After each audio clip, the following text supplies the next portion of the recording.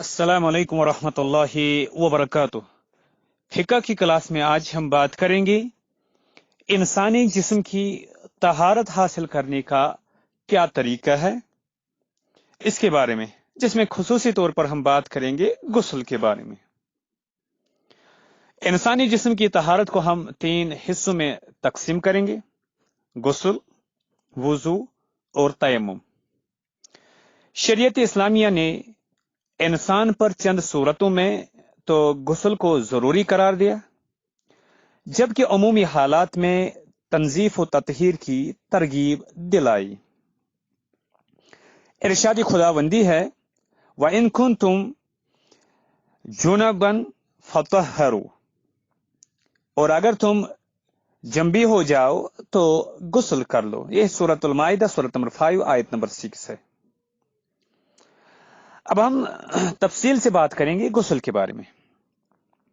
गुस्ल के लुग़वी तौर पर माना है धोने का, जबकि इस्तिलाह में तमाम बदन पर मखसूस तरीके से पाक पानी बहाने को गुस्ल कहते हैं। अब सवाल है, गुस्ल करना कब जरूरी होता है? एक राय के मुताबिक इस्लाम कबूल करने से गुस्ल करना जरूरी हो जाता है।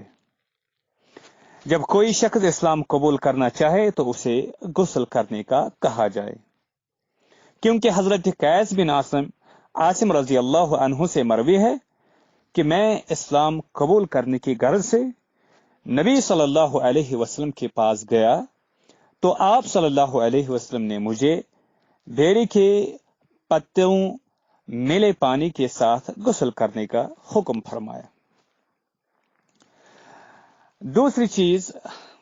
दूसरा वक्त जहां पे गुस्ल करना जरूरी है वो है महज इज़्दिवाजी ताल्लुक कायम करने से गुस्ल वाजिब हो जाता है, अगरचे ऑर्गेज़म हासिल न भी हो।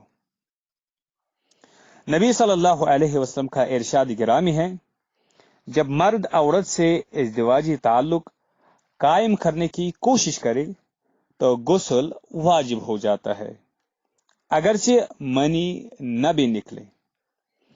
हां, अगर कोई जिनसी अमल का आगाज करे मगर अभी दुखूल न हुआ हो और उस अमल को अधूरा छोड़ना पड़ जाए तो फिर गुस्ल जरूरी नहीं है। नंबर 3, सोते या जागते में जिनसी ख्वाहिश से और शऊरी तौर पर मनी खारिज हो तो भी गुस्ल करना जरूरी होता है। हजरत अली रजी अल्लाह अन्हु से रिवायत है कि मुझे मजी बहुत आती थी, तो मैंने मिकदाद रजी अल्लाह अन्हु के वास्ते से आप सल्लल्लाहु अलैहि वसल्लम से इस हवाले से पूछा तो आप सल्लल्लाहु अलैहि वसल्लम ने फरमाया कि अगर मनी शहवत से निकले तो गुस्ल जरूरी होता है, बसूरत दीगर नहीं। इस मसले में मर्द और औरत में कोई फर्क नहीं। चौथा मौका जहां पे गुस्ल जरूरी है वो है अय्याम हैज के दिन या निफास के दिन खत्म होने के बाद या निफास के बाद खवातीन पर गुस्ल फर्ज हो जाता है।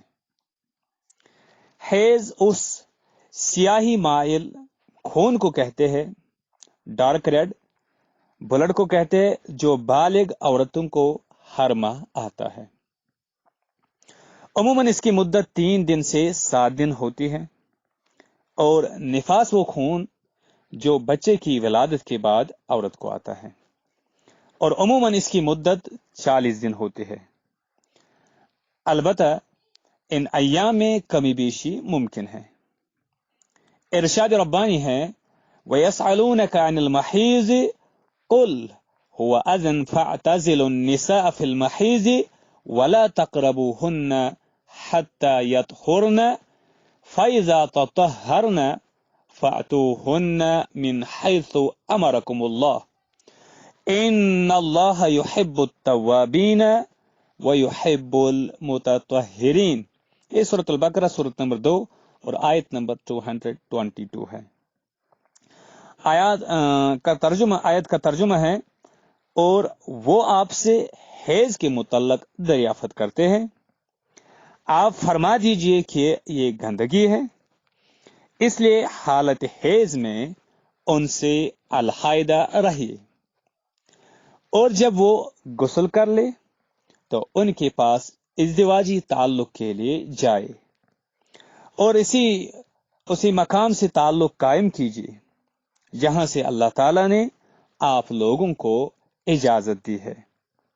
بلا شبہ اللہ تعالیٰ بہت زیادہ رجوع کرنے والوں اور بہت زیادہ پاک صاف رہنے والوں کو پسند کرتا ہے۔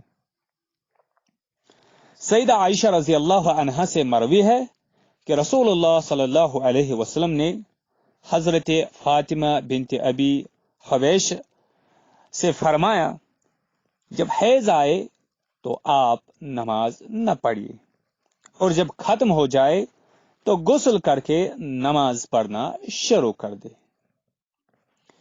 نفاس کا خون بھی حیض کی طرح ہی ہے، کیونکہ یہ اصلاً حیض کا ہی خون ہوتا ہے جو ایام حمل میں خلیہ حیات یعنی زیگوٹ کی نشوونما کے کام آتا ہے اور ولادت پر دوبارہ آنا شروع ہو جاتا ہے۔ اس لیے اس کے وہی احکام ہوں گے جو حیض کے ہیں۔ رسول اللہ صلی اللہ علیہ وسلم نے حیض پر نفاس کا لفظ بولا ہے، جو اس بات کی مزید تائید کرتا ہے۔ سیدہ عائشہ رضی اللہ عنہا جب حائضہ ہوئی تو رسول اللہ صلی اللہ علیہ وسلم نے ان سے دریافت کرنے کے لیے فرمایا، نفست، کیا آپ حائضہ ہو گئی؟ نفست یعنی نفاس کا لفظ بولا۔ پانچواں مقام جہاں پہ غسل کرنا ضروری ہے وہ ہے، اگر کوئی مسلمان فوت ہو جائے تو اسے غسل دینا ضروری ہوتا ہے، کیونکہ رسول اللہ صلی اللہ علیہ وسلم نے فرمایا، اس میت کو بیری کے پتوں ملے پانی سے غسل دو۔ اس کے بعد سوال ہے، غسل کیسے کیا جاتا ہے؟ احادیث کے مطالعے سے معلوم ہوتا ہے کہ رسول اللہ صلی اللہ علیہ وسلم کا طریقہ غسل یہ تھا، نمبر 1، سب سے پہلے طہارت حاصل کرنے کی نیت کریں، کیونکہ اعمال کے مقبول اور رد ہونے کا دار و مدار نیت کے اچھا اور برا ہونے پر ہوتا ہے۔ نبی صلی اللہ علیہ وسلم کا ارشاد عالی ہے، بلا شبہ اعمال کا دار و مدار نیتوں پر ہے۔ دوسری چیز باتھ روم میں جانے سے قبل بسم اللہ پڑھی جائے، کیونکہ شریعت کے بتائے ہوئے غسل میں وضو کیا جاتا ہے اور وضو کے لیے بسم اللہ پڑھنا ضروری ہوتا ہے۔ آپ صلی اللہ علیہ وسلم نے فرمایا، بسم اللہ پڑھے بغیر کیا ہوا وضو قابل قبول نہیں ہوتا۔ تیسری چیز، پھر ہاتھ دھوئے جائے، بالخصوص جب غسل ٹب وغیرہ سے کرنا ہو۔ تیسری چیز یعنی ہاتھ دھوئے جائے خصوصاً جب غسل ٹب وغیرہ سے کرنا ہو، کیونکہ عموماً جنابت طاری ہونے پر ہاتھوں کو گندگی لگ جاتی ہے، اس لیے گندے ہاتھوں یعنی اس ٹب میں، اس پانی میں گندے ہاتھ ڈالنا درست نہیں ہے، اس لیے ہاتھ دھونے چاہیے۔ اس کے بعد چوتھی چیز، پھر جسم کے جس حصے پر گندگی لگی ہو اسے صاف کیا جائے۔ اور پانچویں چیز، پھر وضو کیا جائے، لیکن پاؤں نہ دھوئی جائے۔ اور چھٹی چیز، پھر سر کو دھویا جائے اور پانی بالوں کی جڑوں تک پہنچایا جائے۔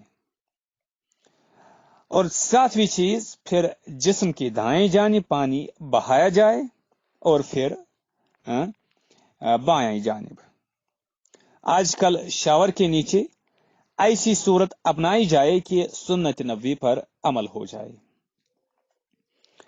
آخری چیز، پھر آخر میں پاؤں دھو لیے جائے۔ ان سارے یعنی پوائنٹس اور نکات کی جو دلیل ہے وہ ہے صحیح بخاری کی حدیث کہ عائشہ رضی اللہ عنہا فرماتی ہے رسول اللہ صلی اللہ علیہ وسلم جب غسل جنابت فرماتے تو اس طرح آغاز کرتے کہ پہلے ہاتھ دھوتے، پھر دائیں ہاتھ سے بائیں ہاتھ پر پانی ڈالتے اور اپنی شرمگاہ دھوتے، پھر وضو کرتے، پھر پانی لے کر اپنی انگلیوں کے ذریعے سر کے بالوں کی پھر پانی لے کر اپنی انگلیوں کے ذریعے سر کے بالوں کی جڑوں میں داخل کرتے، پھر 3 چلو بھر کر یکے بعد دیگرے سر پر ڈالتے، پھر باقی سارے جسم پر پانی بہاتے، پھر آخر میں اپنے پاؤں دھوتے۔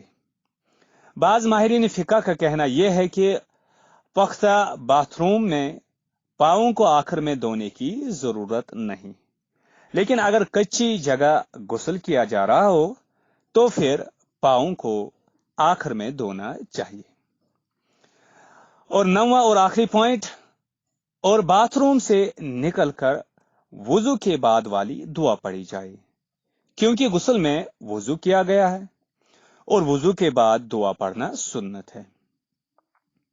ایک اور اہم بات ذہن نشین رہے کہ چونکہ غسل کے دوران وضو بھی کیا جاتا ہے، اس لیے غسل کے بعد نماز کے لیے الگ سے وضو کرنا ضروری نہیں ہے، اور اگر غسل کے دوران ہاتھ شرمگاہ کو لگ جائے تو ایک رائے کے مطابق وضو برقرار نہیں رہتا، البتہ غسل کرنے کی ضرورت نہیں ہے۔ اب اس کے بعد سوال ہے خواتین غسل کس طرح کریں؟ خواتین کا غسل مردوں ہی کی طرح ہے، البتہ انہیں اس بات میں چھوٹ ہے کہ غسل میں سر کے بال نہ کھولے، لیکن ذیل میں آنے والی حدیث کے مطابق سر خشک نہیں رہنا چاہیے۔ ام المومنین ام سلمہ رضی اللہ عنہا سے مروی ہے کہ انہوں نے آپ صلی اللہ علیہ وسلم سے غسل حیض اور غسل جنابت میں سر کے بال کھولنے کے متعلق استفسار کیا کہ کیا میں غسل حیض اور غسل جنابت کے وقت اپنے سر کی منڈیاں کھول لیا کروں؟ تو آپ صلی اللہ علیہ وسلم نے فرمایا کہ نہیں، یعنی اس کی ضرورت نہیں۔ دوسری روایت میں ہے کہ بلکہ سر پر 3 چلو بہا لینا ہی کافی ہے۔ اس رخصت کا مقصد خواتین کے لیے آسانی فراہم کرنا ہے، کیونکہ دین میں مختلف انسانوں کی مخصوص ضروریات کا خیال رکھا گیا ہے۔ اب اور ایک سوال ہے، غسل میں کون سے امور ضروری ہے؟ اہل فقہ کے ہاں ہر وہ کام ضروری ہے جس کا شریعت اسلامیہ میں حکم دیا گیا ہو یا اس کے نہ کرنے پر سزا کی وعید ہو۔ تمام جسم پر پانی اس طرح بہانا کہ کوئی حصہ خشک نہ رہے۔ حضرت علی رضی اللہ عنہ سے مروی ہے کہ رسول اللہ صلی اللہ علیہ وسلم نے فرمایا، جس شخص نے جنابت کا غسل کرتے ہوئے ایک بال برابر بھی جگہ بغیر دھوئے چھوڑ دی تو اس کے ساتھ آگ سے اس طرح اور اس طرح کیا جائے گا، یعنی اسے سزا دی جائے گی۔ اسی طرح اچھی طرح کلی کرنا اور ناک میں پانی ڈالنا بھی غسل میں ضروری ہے۔ مذکورہ بالا یعنی چیزوں کے علاوہ باقی سب غسل کی سنتیں ہیں جو طریقے غسل میں یعنی بیان کی جائے گی۔ اب سوال یہ ہے کہ غسل کیوں کیا جاتا ہے؟ مقاصد شریعت میں سے ایک مقصد صحت مند معاشرے کا قیام ہے۔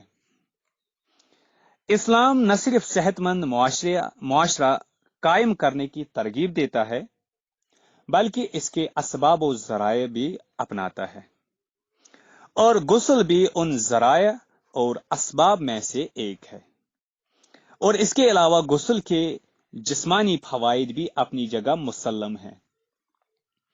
غسل کو ازدواجی تعلق سے متعلق کرنے کی حکمت یہ سمجھ میں آتی ہے کہ اس طرح لوگوں کو مجبور کیا گیا ہے کہ وہ جلد جلد غسل کرتے رہے اور کئی کئی ہفتے بغیر نہائے نہ پھرتے رہے۔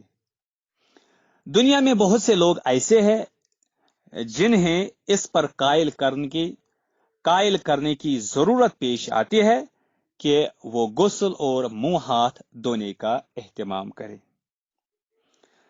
اگر یہ کہا جائے کہ غسل کا یہی طریقہ کیوں ہے، تو جواباً کہا جائے کہ جو بھی طریقہ تجویز کیا جاتا اس پر یہی سوال پیدا ہوتا۔ دین میں ایک طریقہ بتا دیا گیا ہے جس پر ہمیں عمل کرنا چاہیے۔ ماہرین فقہ ان معاملات کو تعبدی امور کا نام دیتے ہیں، یعنی چونکہ ہم خالق و مالک کے بندے ہیں، لہذا ہمیں چاہیے کہ اپنے رب کی بات بلا چون چرا مانے اور اس کی حکمت کو سمجھنے کی کوشش کرے۔ اگر یہ حکمت سمجھ میں نہ بھی آئے تب بھی اپنے رب کی بات پر عمل کرے۔ یہ تھی آج کی کلاس جس میں ہم نے انسانی جسم کی صفائی حاصل کرنے کے طریقوں کے بارے میں بات کی، جس میں خصوصی طور پر غسل کے بارے میں بات کی، غسل کے متعلق مختلف سوالات کا جواب آپ کے ساتھ شیئر کیا۔ انشاءاللہ اگلی کلاس میں مزید آپ سے کچھ باتیں شیئر کریں گے۔ تب تک کے لیے السلام علیکم ورحمۃ اللہ وبرکاتہ۔